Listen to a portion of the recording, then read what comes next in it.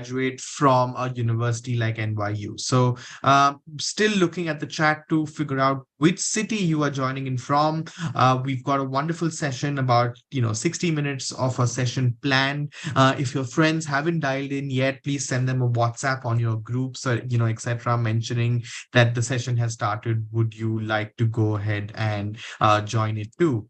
Great. So we've got quite a few numbers in here. So thanks for this. That's helpful. We've got 100 plus people that have joined. So thank you so much. I'm not going to take much more time to talk. I'm going to open this session out for folks that are interested to join into. I'm going to start off with the introductions rather.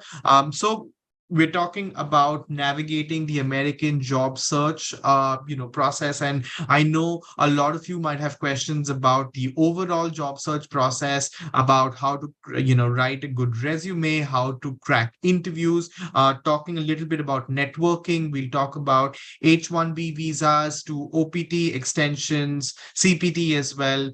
We'll try and also talk a little bit about the visa landscape and provide some practical advice on how you can secure some work authorizations. Obviously, a lot of students who have gone from India, gone to universities like NYU have done it, what kind of challenges they faced and how they have overcome or overcame rather these challenges. So that's a little bit about what we expect over the next 30 odd minutes, and then we'll talk a little more about NYU. For students that are interested in applying to NYU, it's a wonderful university. NYU Tandon is also offering scholarships to folks that are interested in applying to their university. They're offering 150% scholarship and 325% scholarships in collaboration with Seed Global Education. So there are a lot of scholarships also on offer if that's what you're interested in. But right now we'll start off with understanding a little more about navigating the job search process. And I'm going to invite John Cardio. He's the Assistant Director of the Tandon Career Hub in the Office of the Student Life and Services. He's been a professional in career services, worked with a lot of students and job seekers in variety of disciplines and stages of their careers. He's passionate about helping students market themselves for opportunities and connecting them to jobs and internships. So thank you so much to you, John, who for taking out time this morning from New York and to speak to everyone a little bit about navigating the job search process. Over to you, John. Thank you so much, Sharon. Thank you for the introduction. Good evening, everyone. It's a pleasure to be talking to you. As Sharon was saying, I work for an office here at the NYU Tandon School of Engineering called the Tandon Career Hub. Our role is to help Tandon students with navigating the job and internship search process and making the most of their careers during their time as Tandon students. And today, when I'm going to be talking to you about different aspects of the U.S. job search, what we'll look at is kind of get your take on what some common myths about the U.S. job search might be. Give you some tips about helping to set yourself up for success, as you are going to be looking at yourself as students in this particular process, how you can get started off on the right foot, kind of get an idea of what some of the expectations or the frustrations and challenges you might experience might be. And then when we're going to the expectations of the U.S. job search, we'll look at different aspects, including resume writing, interviewing, networking, and other related topics to help you kind of get an idea of what to expect and some tips to be successful from the very beginning. We'll talk about a few takeaways to help you remember some of the points that we talk about today. And then I'll give you a couple of small resources you can take advantage of even before your time as prospective NYU Tandon students. So with that in mind, and Sharon, if you don't mind sharing this in the chat as well, what I'd like to know from everyone here is, as you're thinking about studying in the US and going through that job search process, if you've already been having conversations with people in your life about this process, and what are some of the advice that you've already received might be. And we have a little poll here ready to go, and just kind of want to see what people are expecting or have already been thinking about with regards to what that process might look like.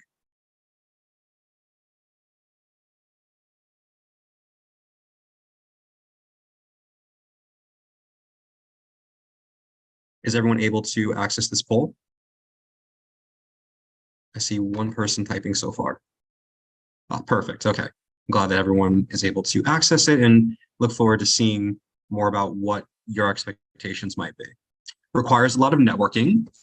Yes, that is definitely going to be something that we look into. Applying on LinkedIn and company websites, it's hard to navigate. Has anyone got any specific advice about what that process will look like? Referrals are key. Building a network and referrals are main ways. Okay. Start looking as soon as you land.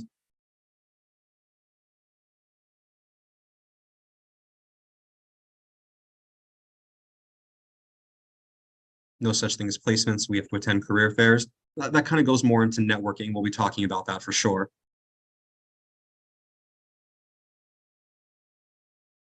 Go for OPT, not CPT. It's about connections, about networking. I'm seeing a common theme here. That's definitely something we'll address in a bit. We'll take a couple more. Good knowledge about the US economy is required. I think that it's more, I think it's more focused on looking at certain companies in your industry. Go to a top ranked school. I think that you want to look at schools that align with your particular professional goals and have programs that are interesting to you. I think that, again, looking at another thing here too is trying to build out your network and building out opportunities to put the skills that you learn into practice will certainly be a good thing. Great. I really appreciate everyone sharing their ideas so far. I think these are pretty in line with what some of the common myths about this process might be. That, one thing that I wanted to help us focus our thought process for as we move forward with this presentation, that a common myth is that you have to apply to any job or any internship that seems interesting. We definitely want to have that high number of opportunities you're going after, but at the same time, trying to balance it out with quality.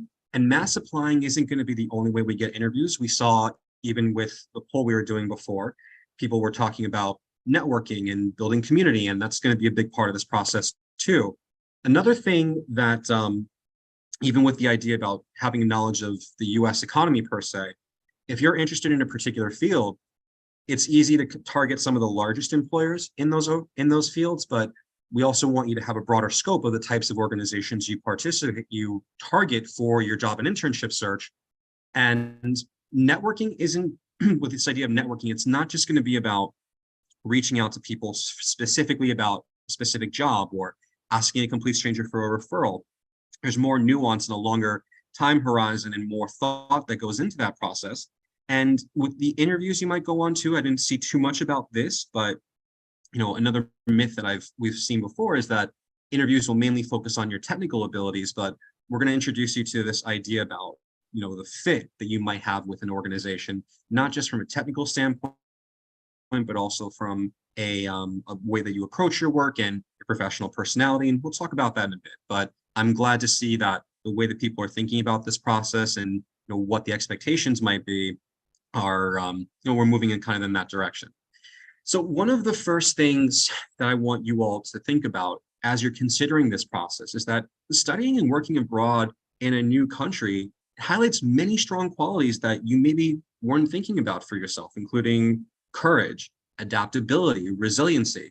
Going through with that particular process, it requires you to take a leap of faith in yourself, to adapt to new situations and to be resilient as things happen for you and as you build out that particular experience, and even just that willingness to experience new things. Those are all things that I want you to take credit for yourself as you move forward in this process, so that way that you've already taken a big step in your professional journey, and these will be things that can help propel you forward. And something else to realize too, there are hundreds of people on this call right now, so you are not going to be alone in this process. All the positives and all the different steps that you take here, you will have support and people that you can lean on as you move forward with that. So it's just something I want you to be aware of as you think about this process and as you experience it as your journey moves on. And again, part of setting yourself up for success is thinking about the qualities and strengths that you bring to the table as a professional. And these can be the things that influence how you write your resume, how you network, how you introduce yourself to people. So thinking about these things in greater detail, even beyond the considerations we've already talked about. think about what your greatest strengths might be, what your key technical and soft skills that you've gained from past experiences might be. And then thinking about your next steps, what are you most excited to learn about? These are the things that you want to have an idea about, maybe write them down as you consider your job search. These are ideas that are going to influence how you communicate with people and how you move forward with this particular process. And as we were talking about before, there is some merit to starting your process early. Is start thinking about the types of organizations you might want to network with and apply to. Be prepared to speak about yourself, your experiences, your accomplishments, and how you approach your work. All of these factors are going to be points that you can bring up in this process as you move forward. And additionally, as you're thinking about yourself too, you also want to focus on what helps make you unique and stand out. Because you might be applying for different opportunities and going after roles in companies where you have people who have similar qualifications. So you're going to want to focus on the things that help make you unique and stand out. And we'll talk about some practical tips for doing that in a moment. Another important thing too is to make a plan for your search and to stick with it. There is a bit of experimentation that comes into play in terms of your applications and your networking strategy, but once you have a clear idea of how you want to move forward and you make a plan that you can stick to and execute on that step by step, it just makes this process easier with the time you have to devote to it. And that's another important piece too. While you're looking to build your career and looking at new opportunities, you do have to balance out your time with your academics and with any, experiencing the joys of being in a new place at the same time. So that's why big significant part of your plan should be mapping out your time, I would say on a week-to-week basis, to devote to certain job search activities. So that way you're focused, that way you are performing, spending time to apply for certain positions and to network and to do the things you need to do on a routine basis. So that way this is always part of your life and always part of your search as you move forward positively.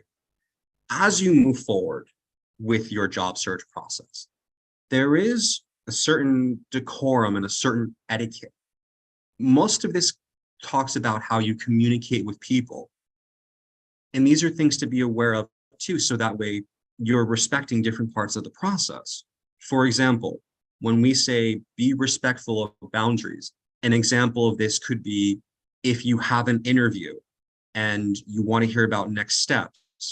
What I would suggest, like say it's the on-campus position here at NYU. Even if you have the contact information of the person, it's always all right to say thank you to them, but don't follow up multiple times asking about next steps or try to contact those people outside of what they've already said is the way to contact them. This will help you just kind of stay within the boundaries of what the respectful decorum might be. In your communication, you might experience when you're going through this process, connecting with multiple companies and multiple people and experiencing different parts of this particular process, but we always want to be kind and courteous in your communication, especially if you're thinking about what are next steps or how should I be moving forward here, or if there's something you're confused about. In any particular point, always saying please and thank you and being clear with the message that you're trying to say will go a long way towards helping you get whatever questions you have answered. We do, again, want to show patience and respect this process. That's why we say to start early, so that way it'll help you get connected with more people and more opportunities sooner rather than later. So that way, as you move forward in being in different phases of this process with, let's say, interviews or communication or networking, you will know that you're still moving forward and that you can respect the time that it takes to move forward to the goal you have in mind for yourself. And in some of the conversations that you might have, and we'll talk about this more with networking or with interviewing, we want to avoid getting too personal or too familiar in the conversations you have. And what I mean by this is, let's say you feel like an interview is going very well and you're getting to a point where they might be asking you, what questions do you have for us? You want to try to avoid questions like, oh, when do I start? Or what are your reservations about me? Or do you see any reason why you might not move forward with my candidacy? Our focus in any of these conversations should be you describing the experiences, and the experiences you have that might be a good fit for that role, you describing your interest in that position and why you want to help them solve whatever challenges they have. So we definitely want to keep the conversation focused on the positives of what you can do with them. And again, we'll get into more detail about that in a moment, but this is just something to be aware of as you move forward with this process. So with that in mind, again, just give me one moment to switch the questions here. Thank you for answering my previous one. So the next question I have, and we can use the same link in this QR code too, what challenges do you anticipate experiencing in this process as prospective students and coming to the US from abroad?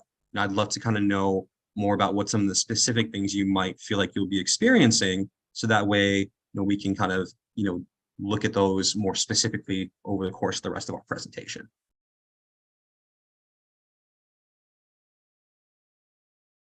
And there's no wrong answer here. Anything that you're thinking about, we'd love to know.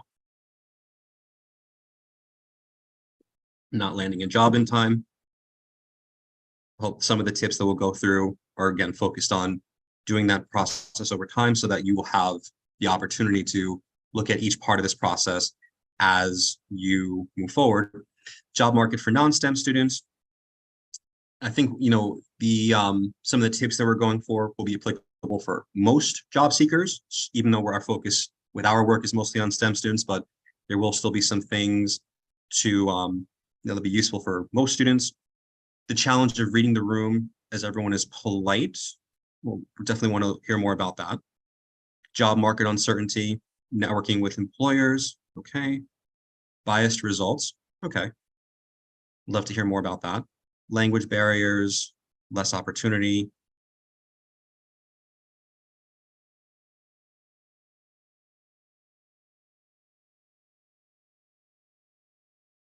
Don't have enough of the skill which the firm expects. Okay. Cultural differences. Well, those can actually kind of coming from, actually having that diversity might actually work to your advantage sometimes. Lack of opportunities. Okay. So, some of the things that we are going to be focusing on, at least as we move forward. And thank you all so much for those particular answers. Let me get back to this for you. Again, even just like some of the other common anticipations that we might have that, that you might experience, like applying to a large number of positions with limited interview requests, finding positions that are applicable for you. We saw a little bit of that. Another part of that too is also taking the time to tailor your applications and materials, building a meaningful network, preparing for interviews, hearing about next steps in a timely manner. Those are all things that, at least these next portions, are meant to give you some tips to help you address. And again, even during your time as students, you will have access to resources from our office or other ones, depending on what direction you move in on. So that way you can have that support to move forward and get those questions answered over time. When we are thinking about some basic strategies to help you move forward with your search, again, you are thinking about your job and internship search as a process. So you definitely want to keep track of the positions you apply for. Some of the things to keep track of are when you apply for a certain position, keeping track of the link for that role, especially if it gets posted and then taken down fairly quickly. Keeping track of like what the status of your application is. Have you gotten a rejection? Have you been asked for an interview? Have you gotten a coding assessment? And if there's any way that you followed up to that role, those are all things to keep track of. So that way you're keeping yourself organized. One of the ways that we might help yourself to expand your horizons a bit, let's say, for example, you are considering, you have a background that's very good for software engineering, and those are the only types of positions you're considering. What I would say is maybe like you're only targeting positions in like some of the big tech companies like Google or Amazon or Facebook or something along those lines. What I might counsel a student to do is to also consider opportunities in other types of organizations. The function and the skill set you have will be applicable, let's say, for software engineering if it's in a pharmaceutical company, or if it's going to be in a manufacturing organization. Even considering roles at some smaller organizations too can help you expand the scope of the types of organizations you're looking at, and even kind of see additional challenges and interesting things that those companies are doing. Another thing too is sometimes you might want to consider roles that are adjacent to your main target. For example, if we're using software engineering, there might be, technology consulting, or there might be, doing like solutions architecture, other types of roles that require the same skill set that maybe just don't have the same type of title that you might still be qualified for. So that way you are still considering options that are relevant for you, that are going to use similar skills and experiences and still help you achieve similar goals. And like I was saying before, you do want to set goals for yourself each week with relation to your job search. How many positions am I applying to a week? How many, networking events and the quality of the conversations I'm having? I think that these are all going to be important aspects of helping you move forward. So that way you're doing this in a systematic way. And I do also think that it's going to be important for you to personalize the materials you send, including a resume and cover letter for the types of roles you're interested in. So that way you're matching them up to what the needs of those descriptions are. Additionally, I think that another portion that helps you to not have like multiple options is you want to also keep your location flexible.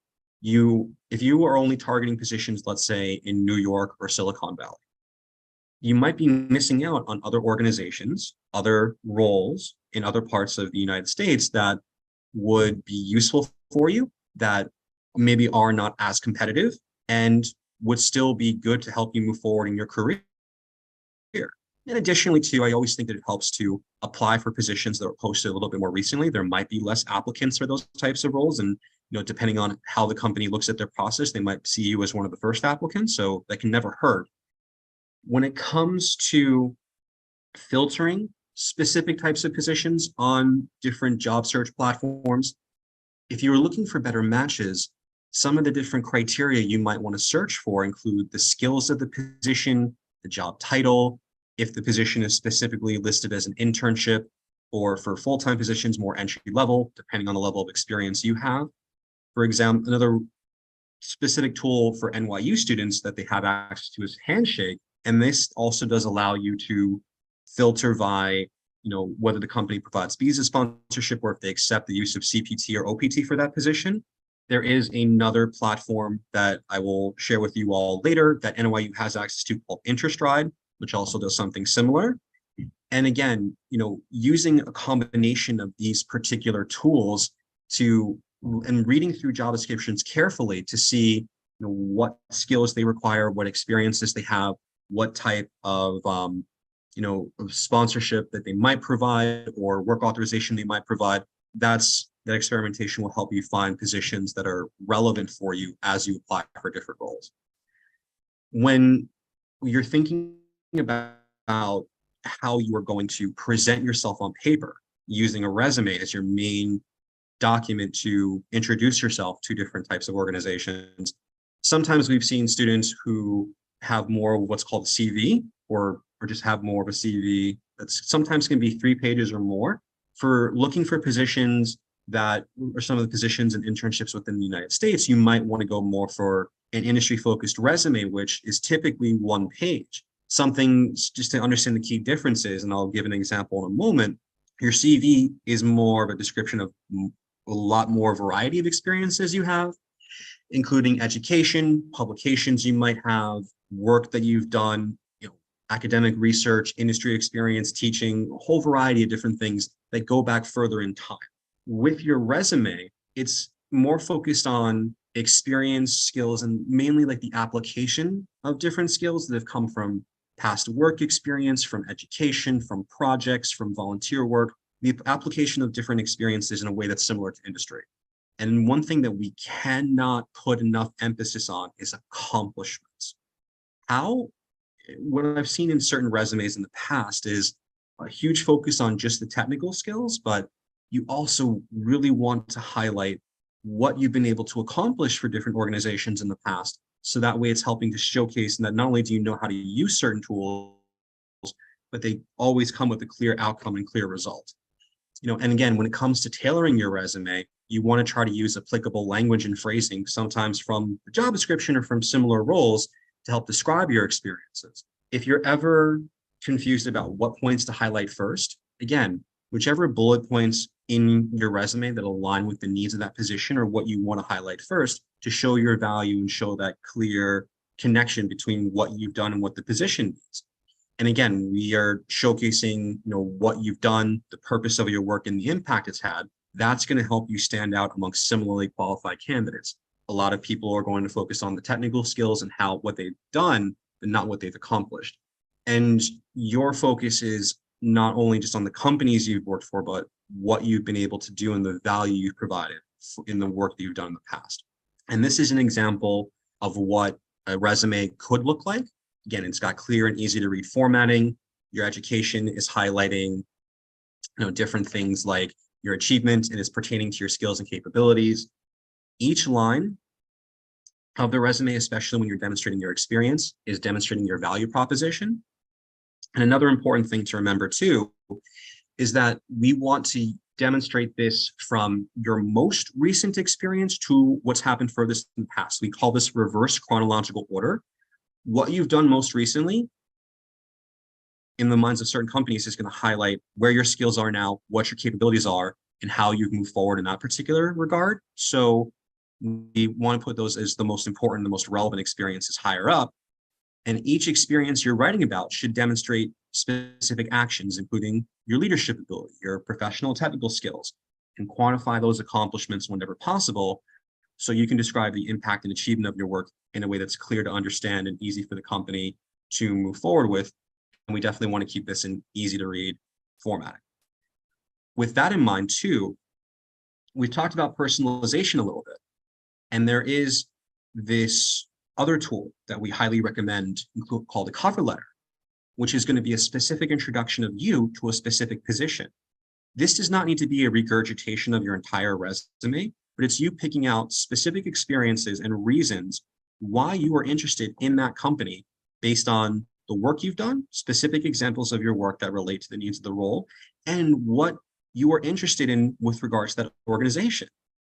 When you're just demonstrating your targeted interest in the organization, for example, in the first paragraph, you could give a professional reason why you like them based on their work, based on their values, their mission.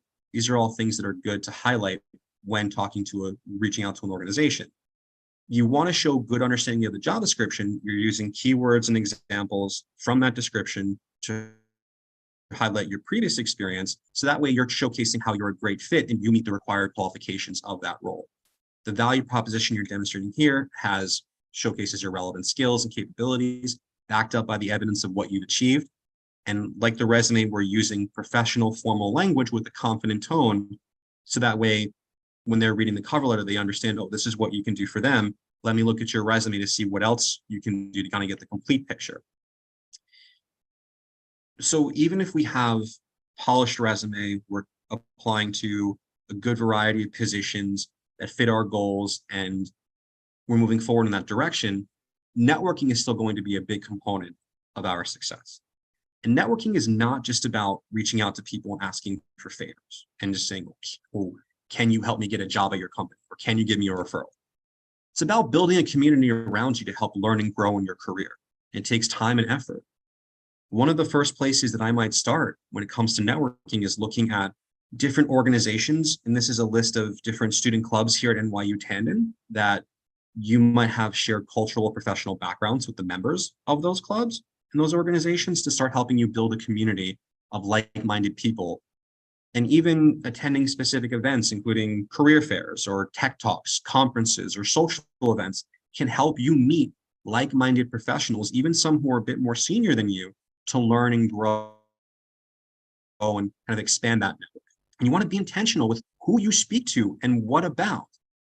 That's why with a lot of the networking conversations that I have, I always put an emphasis on connecting with NYU alumni, because they are a great resource because they have similar backgrounds and experiences. And when you reach out proactively to speak to these people, some of the conversations you might be looking to have are kind of falling into this category, what we call informational interviews. It's an opportunity to learn from individuals in industry about, what their typical workday might look like, how they've gotten into those fields, what are some things that you should expect as you're building your career in a specific field, what kind of impact their work might have, how they measure success in their role.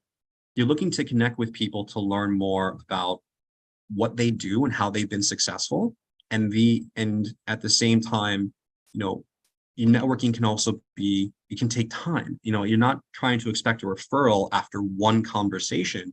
It's more about building that connection, getting good information, and the way that you can maintain that connection over time and be yourself in a position where something good might happen is understanding that networking is a two-way street.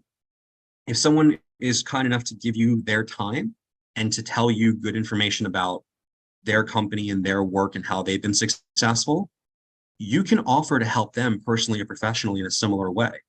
If there are ever people that you can connect them to for whatever reason, offer that. If they're looking to connect with members of the NYU community for other reasons, you might have a connection that could be useful there too. Make sure to, if they ever have a need where they're working on some project at work and they need feedback or people to test out a certain product, you might be in a position to help there too. So that way you can maintain that connection and you will be forthcoming with people about, how you've been progressing. And there might be, if you see opportunities to connect in the future about different items related to your job search, you're setting yourself up for success and putting yourself in a position where good things could happen for you over time. And as you build these connections, everything that we've talked about before, tailoring your resume, applying to the right kinds of positions, networking in a strategic kind of way, it's all a matter of helping you to try to get interviews, which will be one of the determining factors of you getting the positions you're interested in. And one thing that we want to really highlight, especially as you're adapting to a potential new way of interviewing, is that interviews aren't just about assessing your technical skills, but you also bring your own values and experiences to each position you interview for. And some of the examples that you think about that you want to bring into an interview, they should revolve around ideas like the challenges you've had to overcome. What experiences have helped you grow professionally? What's the impact of the work, the things you've created and the things that you've done in your past? And also, how have you collaborated with people? Once you have these ideas down, then another key component of any interview you go on is going to be researching the company thoroughly, not just understand, especially if it's a company you're not really familiar with, but thinking about the work the company does, what products and services do they sell, who are their clients, and even for yourself, thinking about what your work is, like what's important to you in your work, why do you like what you do? And how do these ideas align with, again, the mission, the values, and like I was just saying, the work of that particular organization? So you're thinking about relevant examples to answer questions about how you approach those ideas. And once you have an example down, say to talk about how have you demonstrated leadership in a past experience, there's a method that maybe some of you are familiar with, but maybe some aren't, to help you structure those kinds of answers called the STAR method. And this is very important when you're giving examples of your past experience. The STAR method is a rubric that stands for situation, task, action, and result. And it's a structure for you to describe, in my past, here, the situation is, here's the problem or scenario that I faced that I feel is most closely aligned with the way to answer this question. The task associated with that situation is, what are you tasked with doing? What are your immediate next steps? And then the action you describe is, how did you move forward with that particular task, with what you were supposed to do to try to solve that particular problem, being as detailed as possible about that part. And another thing to be considered of too is if there's a difference between what you were originally going to do in that situation and then what actually happened, make sure you highlight that, because that's going back to another idea that we had before about adaptability. And those are always good opportunities to bring that up. And finally, the results of any example you're giving is you describing what was the outcome of the experience and what did you learn from that experience too. And the way that we describe, like, practicing some of these answers practice with your friends, with your family, in front of the mirror. You're trying to get the idea of what you want to say down so you can talk about these things in a more conversational way. but you want to avoid memorizing the answers line by line. This is not like a rote memorization type of test. It's more like an open-ended answer kind of, questions that you're trying to answer. And this will help you sound a bit less robotic when you're actually in those particular scenarios. What we're looking for here is helping you to try to have a conversational approach to the interview. The idea is that the interview is looking for the best fit for that position. And there's different components that go into that idea of fit, including not only your technical abilities, but how you communicate, how you solve problems, how you think on your feet, and your passion and enthusiasm for the work you do. And part of what your responsibility and what you're looking to do in these types of interviews is to relax and to speak with confidence and poise. I think that a small tip that I usually have given to students is, even if you feel a bit nervous going into an interview, sometimes it's good even just to take a breath, take a moment to think about what you want to say, so that way you can focus in on what your next points that you want to bring up might be, and speak in that confident and poised manner without having too many filler words such as like or distracting you from what you want to say piece by piece. Another key tip in helping you to go through this type of style of interviewing is to allow the interviewer to speak and to practice active listening. There are many times where we listen with the intent of answering to the best of our ability, but maybe we might miss some key details about what that interviewer is saying. So I think that we take the time to listen and assimilate what they're saying, and then speak back to them in a way they understand, trying to mirror their communication style. That can only help us to get our points across and establish that rapport that we're looking for with the interviewer. Build on the things that that interviewer is saying with affirming statements about how you understand what their next steps in that process might look like, that you are excited to help them, and even giving examples of your experience that reiterate your interest and experience related to the position.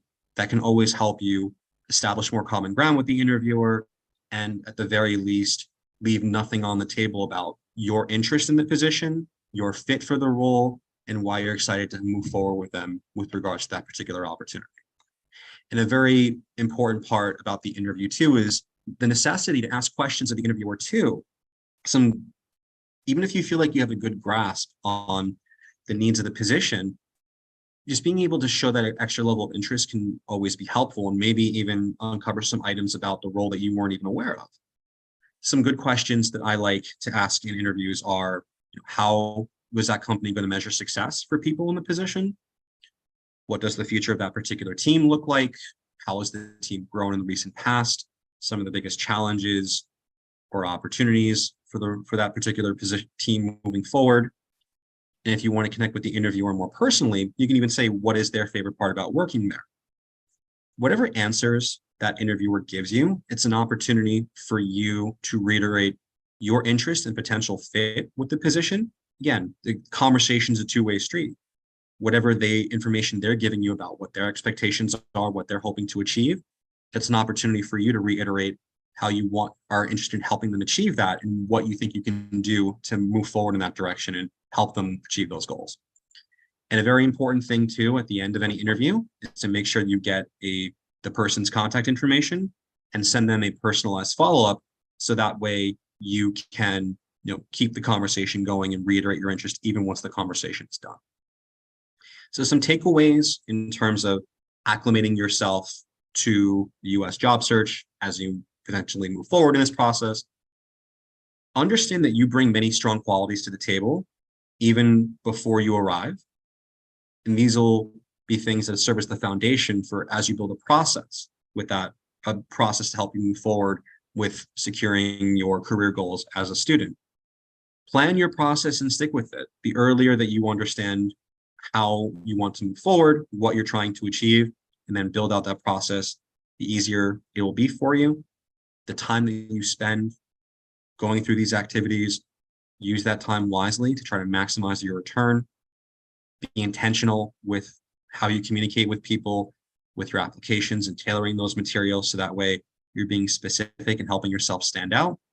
Connect with people, help yourself build your community so that way you have others you can rely on to move forward with this process, and just make the most of this opportunity And whenever you're presenting yourself in different scenarios, you're trying to show your value and your fit with these organizations in a variety of different ways. Some resources that you can take advantage of. Now, as an NYU student, this is a link for InterStride. It's also available on NYU Home for current NYU students, and it has positions, sponsorship information on companies, and other info that can help you target different positions as an international student. This My Visa Jobs site has information on H-1B sponsorship trends by employers, industry, job title, and other areas. This H-1B salary database has information about salaries for different organizations by company, in terms of how they submitted for, if they've submitted applications for certain visas and this corresponding salary. And there's also this Art Vice article I've come across that has job tips for international students.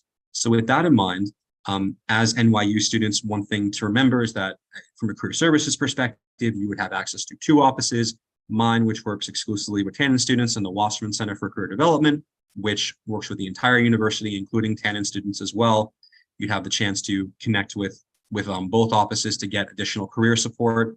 And I'm happy to answer questions during the Q&A portion of this presentation. So thank you very much.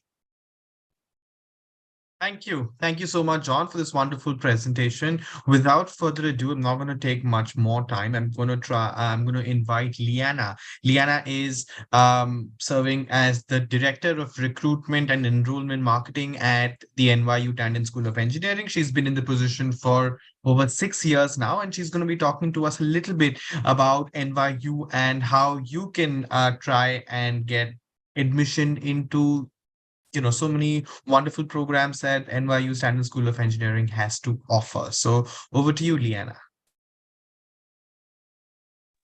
Thank you so much. Let me just share my screen here.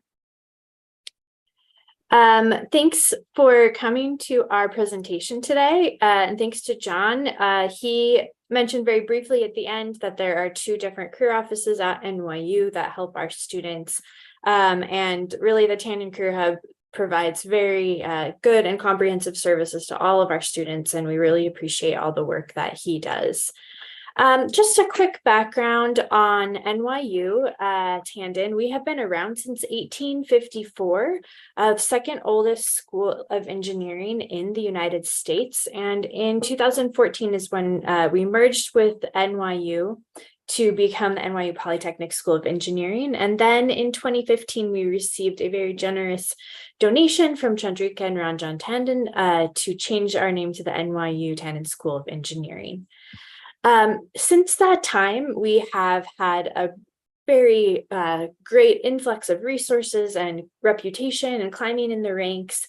And we've really focused our research at the university around 7 different areas of research excellence. You can see them listed here on the slide. These are not a comprehensive list of everything that happens at NYU Tannen, but a lot of the research and programs flow through these different 7 areas or are related to them somehow. We have 33 degree granting programs at this time. You can see them listed here on the slide. 11 different academic departments. We have all the traditional engineering fields. We also have some business and engineering related programs such as financial engineering, management of technology, industrial engineering. And then we also have some art related programs such as the integrated design and media. You can browse these on our website and happy to answer more questions about them if you attend another event that we will have later on in November. Now, I just wanted to go over what it looks like to apply to NYU Tannen. Our deadlines are coming up. So for those of you who are interested in joining us in spring 2024, our deadline is November 1st. So that's coming up very quickly. For those of you for next fall interested in PhD or master's programs, we have a deadline of December 1st. For PhD programs, we only have 1 intake, which is fall, and that's why this is the final deadline. But for master's programs, we have a priority deadline as well as a regular deadline in February. Both of these deadlines are fine to apply to. There is a slight advantage in applying to a priority December 1st deadline, but I always tell students that it's more important to put together the best application you possibly can. So if you need a little bit more time to increase your GPA, to write your personal statements, to get your recommendations the way that you want them, improve your test scores, then definitely aim for the February deadline. If you can get all of that in to your best quality work on December 1st, then I would aim for that. Our application is pretty straightforward, similar to what you would submit to any other university. We have an online application portal, which you would apply to. And once you apply to that portal, you will have a checklist of everything that you need to submit to NYU. And you can check back on that regularly. For those of you who are attending this session, thank you very much. You will receive a application fee waiver code. You'll receive an email in the next few days with that code in it, which you can use to waive the $90 application fee. We also require all of your transcripts from previously attended institutions. Obviously not secondary school, but anything from university, bachelor's degree, master's, that type of thing. We need all of those officially sent to us from your institution. If you don't have access to that right now, you can submit an official copy. This does not mean that you have like a grade report or something that you have printed out from a university portal or kept yourself that you can submit us. It has to be an official copy, but you can use that in the meantime, and then we'll require your official documents if you get admitted. At this point, the GRE is optional. There's only one PhD program right now that still requires it. That's the PhD in civil engineering. Every other program at the NYU Tandon School of Engineering has an optional GRE requirement. This means that you do not need to submit it. And the only time I would consider submitting it is if you have taken it already for another school or another application and you got a very, very good score. Middle scores, it won't matter. Most of these faculty committees have now developed a system where they are reviewing applications without GRE scores. So if you submit a middle or low GRE score, that's not going to help your application. And it's not necessary at any point. But like I said, if you have an extremely good score and you want to submit it, you're welcome to do that. But I would say that would be the only time. The TOEFL or an English language proficiency exam, such as IELTS, Cambridge, PT, or Duolingo, is required for students from India. Whether or not your university teaches in English language instruction, it's still required. Our minimum for the TOEFL is a 90, and that is not negotiable. So it's not, it doesn't help you if you get above a 90, and if you get below a 90, even an 89, then you cannot be considered. So you have to at least meet that minimum requirement. It's just a threshold that you have to pass to have your application even considered. We will accept a resume or a CV, and then we will need an essay, 1 to 2 pages. We have a couple different essay prompts on our application that we will have you answer and submit those to us as through your application portal. We also require letters of recommendation, 2 to 3. These are submitted online and we prefer from an academic source. If you've done an internship or some other sort of work experience and you would like to submit an application from a supervisor, that is okay too, but I would recommend making that your third letter of recommendation if possible. For those of you applying to a PhD, it's definitely recommended and suggested to submit any academic papers or research that you've done. And some programs will require an interview.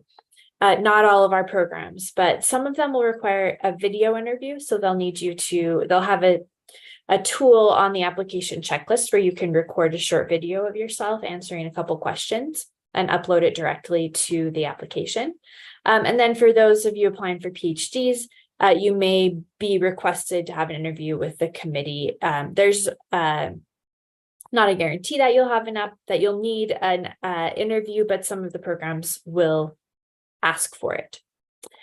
For a complete list of requirements, you can visit our website, or like I said, once you start your application, you will have an application portal with a checklist for you to monitor. In terms of scholarships and funding, Sharang mentioned that we do have a partnership with SEED where we're offering some very special sponsored scholarships. So those of you who are working with SEED and attending these sessions are eligible for those scholarships. We also review every single one of our admitted students for a merit-based scholarship. These are not need-based scholarships. These are academic scholarships based on merit. And they're not full scholarships, but partial scholarships that can be applied to your account. You can scan this QR code below to find out more about other funding options and financial details. If you are curious about other funding options, I would talk to, the Education USA offices in India have a lot of information for studying in the US. And there's other fellowships and scholarships that you can apply for as an international student as well. So this is just a brief and quick update about how to apply to NYU Tandon. I'm happy to take questions now, as well as John, and I'll leave this info up here for a minute so that you can copy down our email address or website if you would like to do that. Super, wonderful. Thank you so much, Liana, for this wonderful presentation where we get to know a little more about NYU. Before we move on to the questions, there is two things that I want to do. One is that Liana is doing an application workshop on the 9th of November. So if for any of you that are looking to apply to NYU, she's the best person who can guide you on what needs to be in your application, how it needs to be written, etc. Because before you look for a job in the US, you first need to get into a master's program or a STEM program rather in the US. And no one better in the country apart from Liana to tell you that. We'll send you a registration link tomorrow on your WhatsApp. So do keep your phones handy and do look out for that link. It'll be in your inbox on WhatsApp and on email by tomorrow.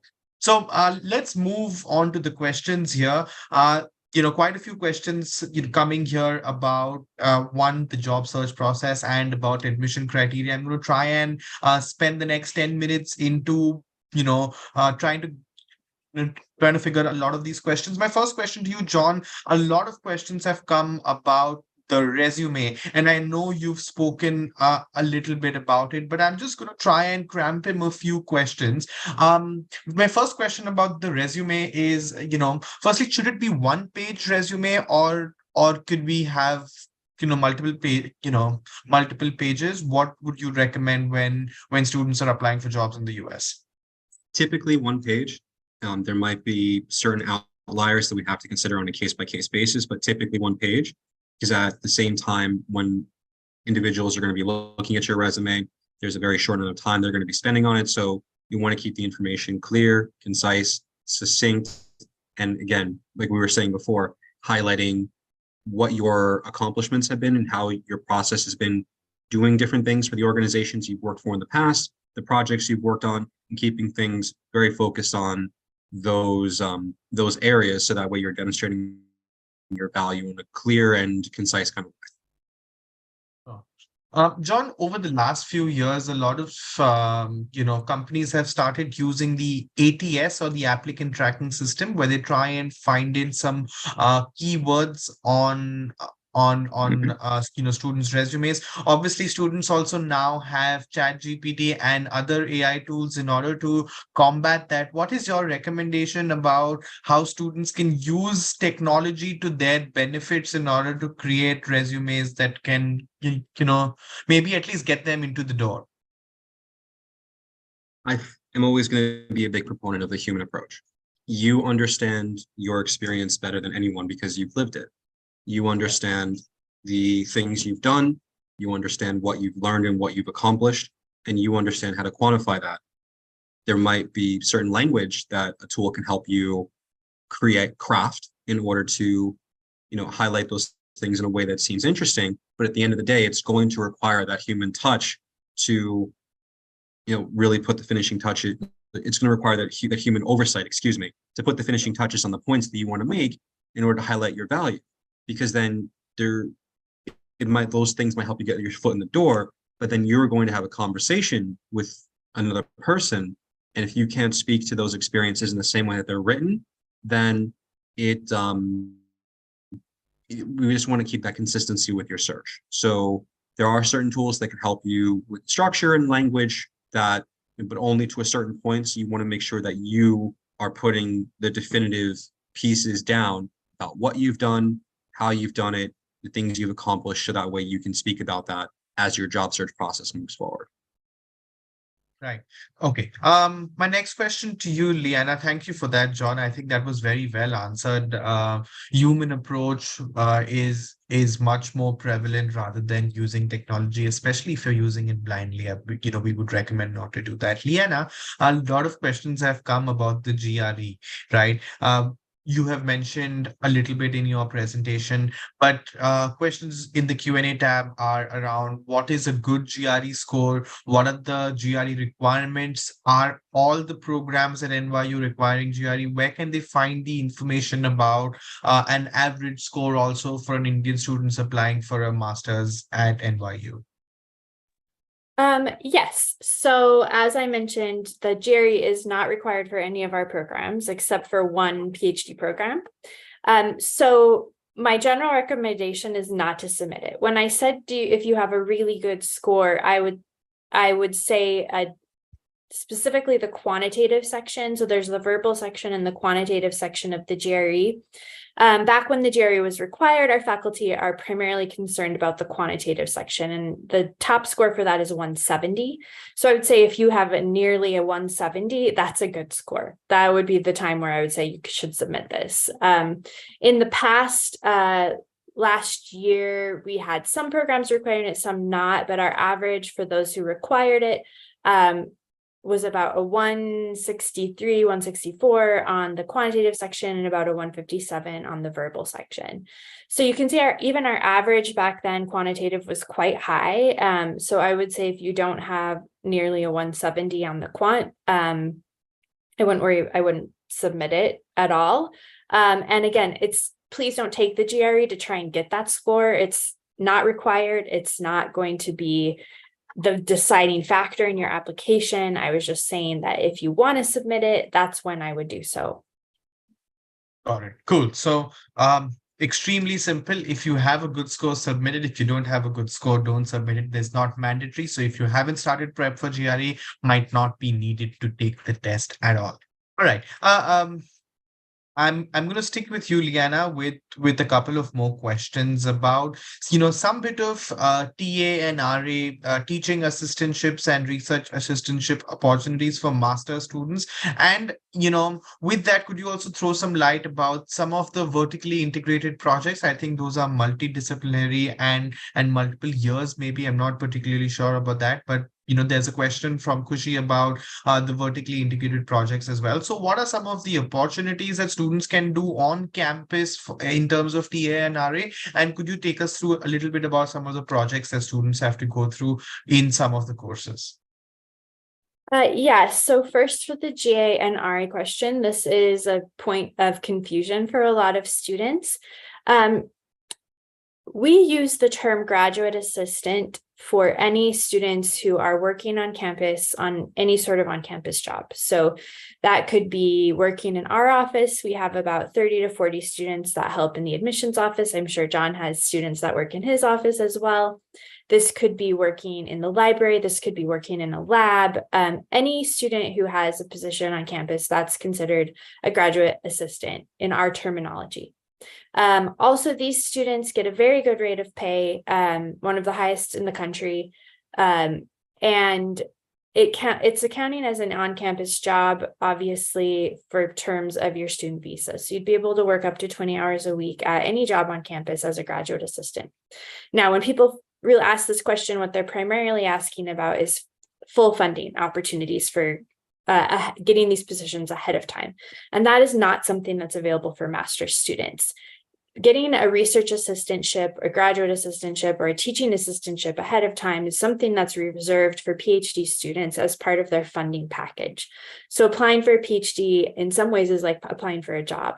You're applying to go to school, but also to work in a lab alongside professors and other PhD students.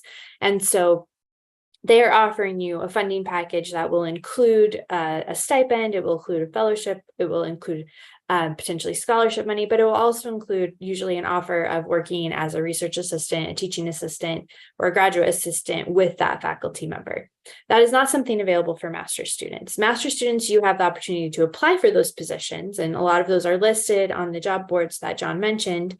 But that's something you would do once you came to school. Like if you wanted to be a teaching assistant, you would most likely have to have already taken the class, gotten a very good relationship with the professor, a good grade in the class, and then potentially would have an offer there. But this is not something you would get ahead of time as a full funding offer as a master's student. For master's students, we do. Yes. So sorry, go ahead. Yeah, so then I was going to move on to the vertically integrated projects. This is something that's a unique experience at NYU, where you have an opportunity as our bachelor students and master students have the opportunity to work on a project throughout the whole time that you're here at NYU outside of your curriculum. And so this would be something that you would work together with a group of students. You could apply for different projects, or if you have a group, you could apply to be a part of this, but it's usually something that's been going on for many, many years. One of our oldest examples is many years ago, we had a group of students start a vertical garden, basically, and vertical farming is what they call it. And that project's been going on year after year after year, picked up by other PhD students and master students to continue on. So that's really the basic gist of the vertically integrated projects. Wonderful. Thanks for that, Liana. I think that was very well answered as well. Extremely in-depth answer to all the questions that were posed. Thanks so much for that. My next question to you, John, a lot of students in the audience, or prospective students rather in the audience, are maybe applying to NYU without any work experience, or they're applying to work experience, maybe a year or so of work experience in India. So two questions here. One is that if students are applying to NYU and they get admission into NYU without any work experience for their master's programs, easy or difficult would it be in order to convince a recruiter in the US to apply for that first job? And the second part of the question is that if someone has worked for a year or so in India, will an Indian work experience have any weight or any value while they're applying to recruiters in the US? I think one of the first ways to answer that question is to look at how we define experience. Experience can be previous jobs and internships. Experience can be being part of student clubs and organizations. Experience can be volunteer work, participating in hackathons, personal projects. Experience is multifaceted. And part of the work that we do with the NYU Tannen Career Hub is to help students showcase the value of the different experiences they do have for the types of opportunities they're looking for next, including internships, research work. So it's one of those things where there's no simple answer that applies to every type of student, but part of our work is, especially in career coaching, especially in the seminars that we put on during, for current NYU Tannen students, is to help them understand how to showcase their value for potential employers with the variety of experiences they have. So, our goal is to help students move forward in that process. And those are some of the ways that we do that with the variety of experiences they have. All right. Thanks, John, for that. Liana, my next question to you is about backlogs, right? Some students have not fared particularly well in a semester or something in their undergrad, and they have not cleared that. In India, we try and call it as backlogs. How do admission officers actually look at backlogs, and what are some of the ways that students can do in order for them to make up for something that they would have done incorrectly during their undergrad? What are some of your thoughts on backlogs, or if the undergrad grades are not particularly up to the mark?